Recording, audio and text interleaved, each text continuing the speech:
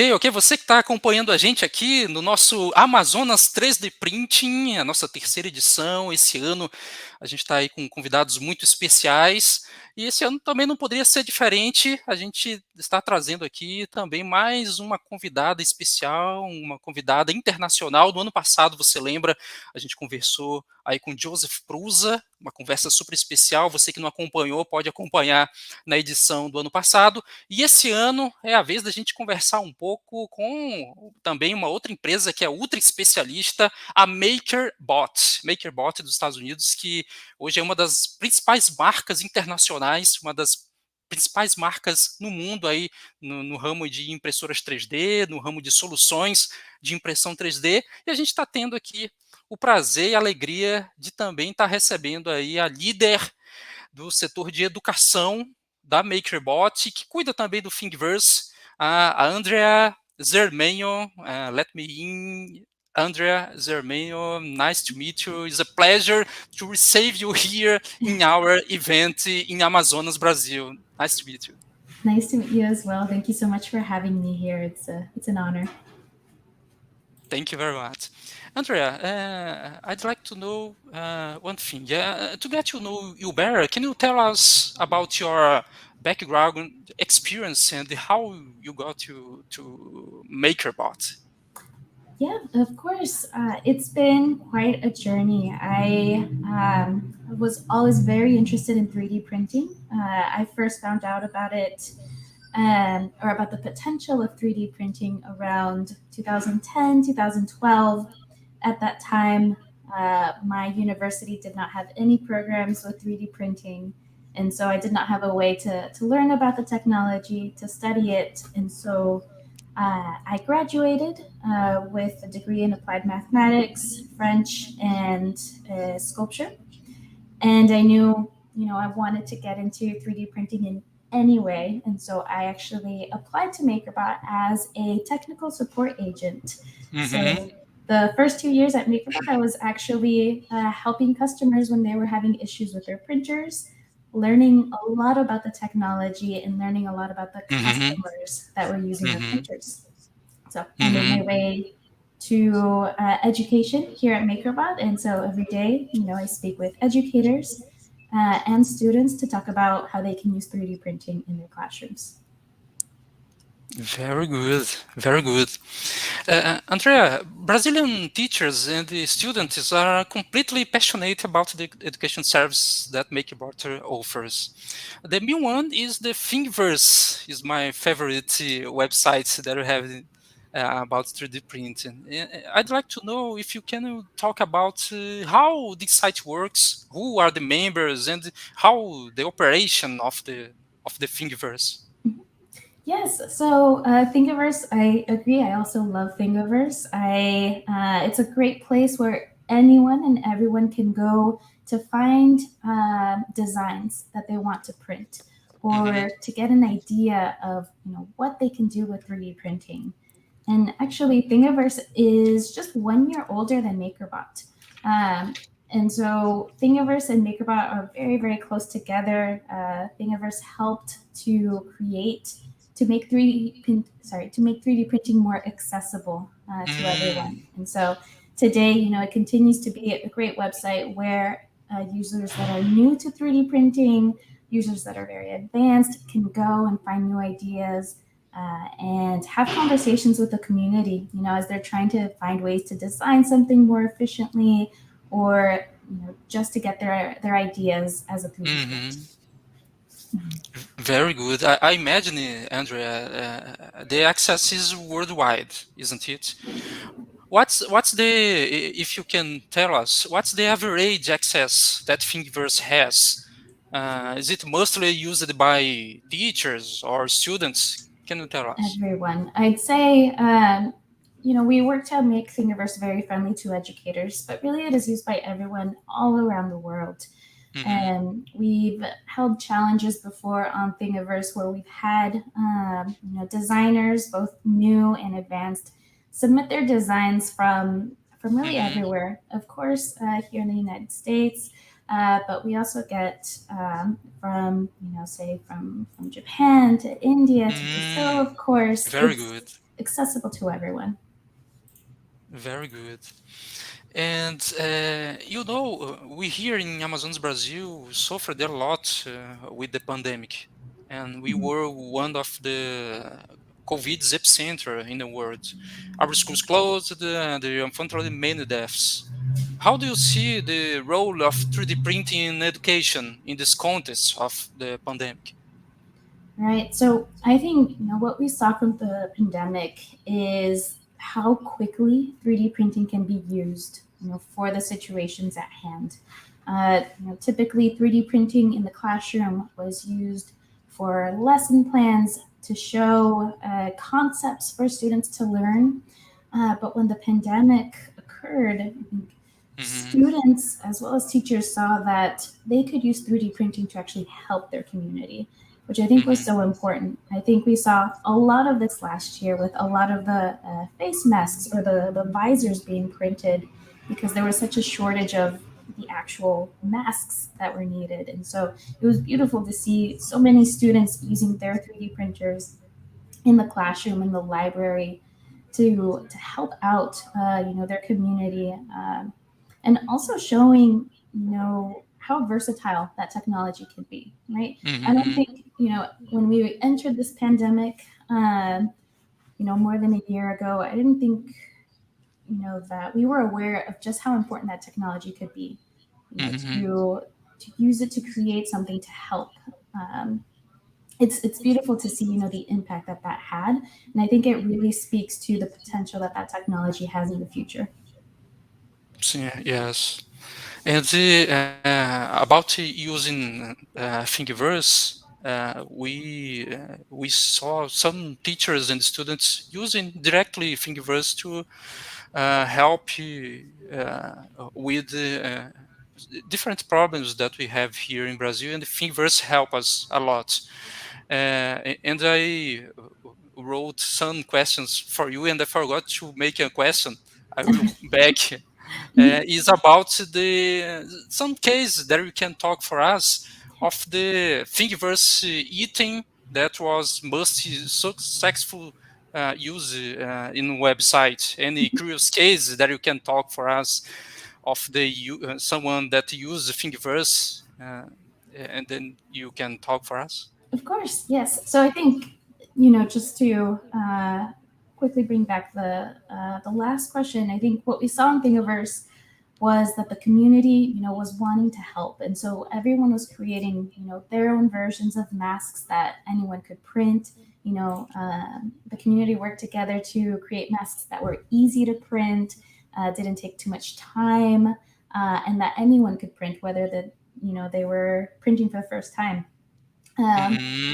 Outside of that, there's a lot of examples of how great a community Thingiverse can Uh-huh. be.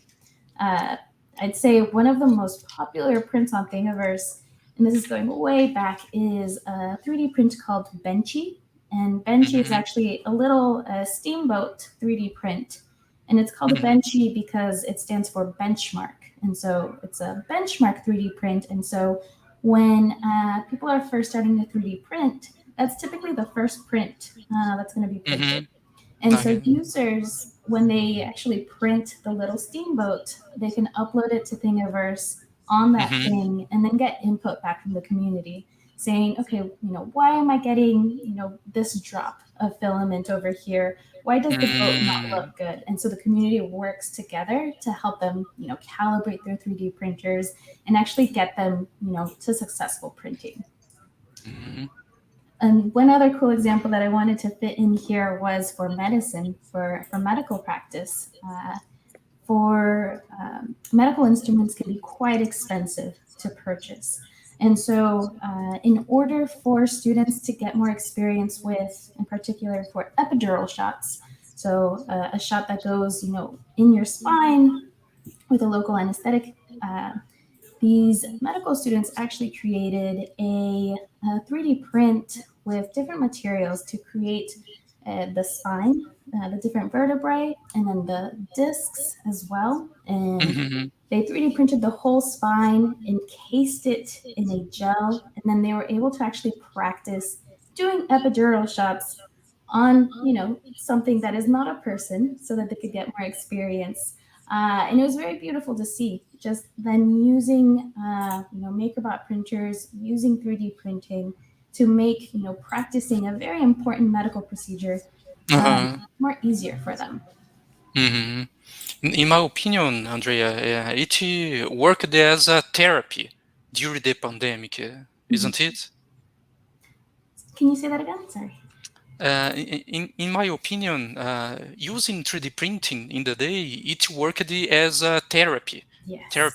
during the pandemic. hmm Do I you agree with agree. me? Yes, I think I did quite a lot of printing during the pandemic. I know all of us, aside from printing the masks to help the medical community, I think it was a time when everyone was also pursuing or had a lot of time to pursue their own projects. And I think 3D printing was a very therapeutic way Yeah. of having some control over the Mm-hmm. situation where they could design for themselves, prototype, Mm-hmm. and then sometimes, just hearing the printer print, listening to the Mm-hmm. printer just print layer by layer, that sound alone Mm-hmm. is pretty Yes. relaxing as well. And so Yeah, I agree with it you. I helped. agree with you. Mhm. Andrea, schools are slowly resuming their activities here. We have teachers who will watch our conversation later. What would you recommend to teachers and students about how they can introduce 3D technologies into their classes? I think it starts with, the first step can be scary, right? Because educators who might be new to 3D printing, it's a new technology, right? A new technology can be scary, especially if we're not sure exactly how to use it. And it really Hmm. just starts with opening the box. Uh-huh. And if you don't have the 3D printer yet, I think it's about becoming familiar with the technology. Hmm. Where, thankfully, we're in this day and age where we can learn a lot quite easily just on the internet. And so, finding resources online, going to YouTube. I can't tell you how many tutorials there are on YouTube about how to start 3D printing, or even from educators who are creating content because they want to show other educators how they can use this Hmm. technology. And I think if you do have the 3D printer, it's just, about turning that printer on, starting that first print.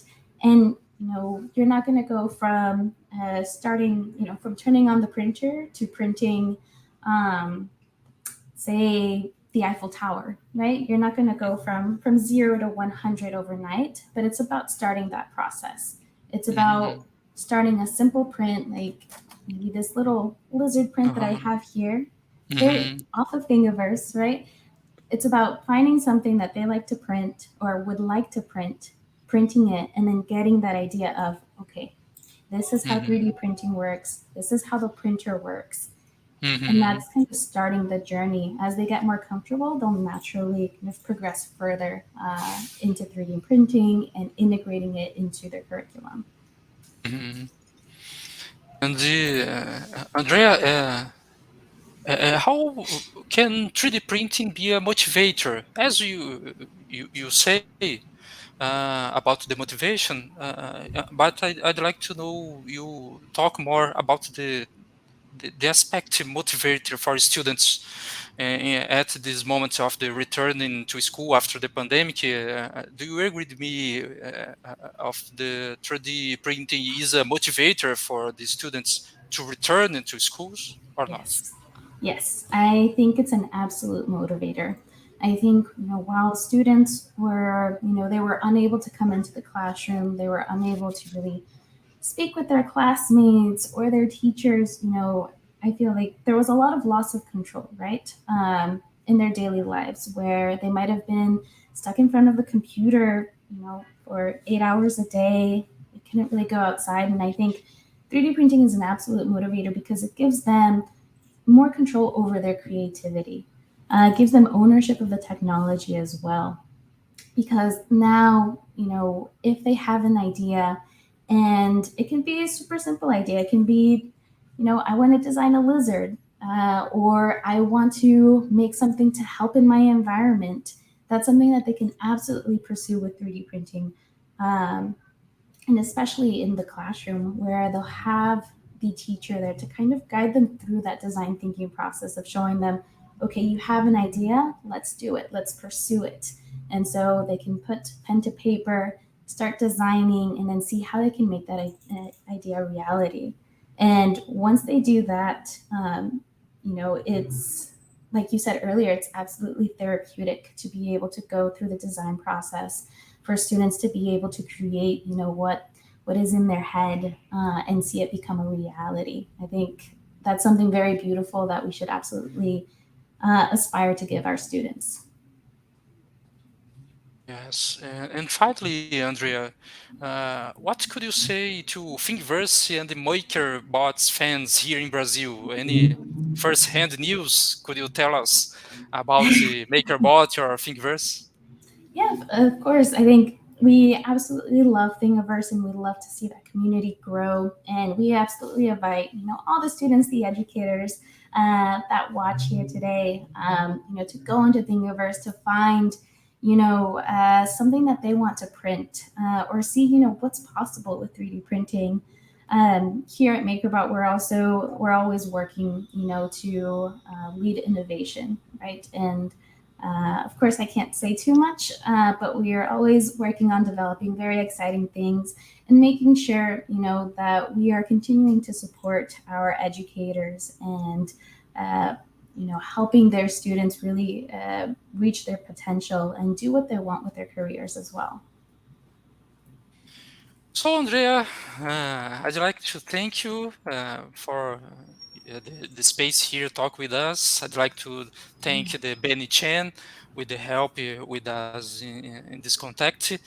And I'd like to see you in future event here in Amazonas, Brazil. You are invited to come with us if it's possible in the future. Okay, thank you very much. Thank you. I'd absolutely love it. And thank you again for the opportunity. And I look forward to working together further in the future. Ok, bye bye. Thank you. Bye. É isso, pessoal. Então, finalizamos aqui mais uma conversa especial, mais uma entrevista especial aqui do nosso Amazonas 3D Print, a terceira edição. Conversamos aqui com a Andrea Zermeno, e agradecer aqui a Benchy e toda a equipe da Makerbot que possibilitou essa conversa aqui, né, no nosso especial. Conversa rápida, curta, o tempo dessa turma aqui é extremamente ocupado, mas agradecer a Makerbot, a Thingiverse pelo espaço e pedindo para que você continue acompanhando aqui o evento. Está gostando das atividades? Está gostando das ações, das palestras? Comenta aqui no chat para a gente saber aí o que você está achando dessa atividade. Beleza? Então vamos aí para a nossa próxima palestra.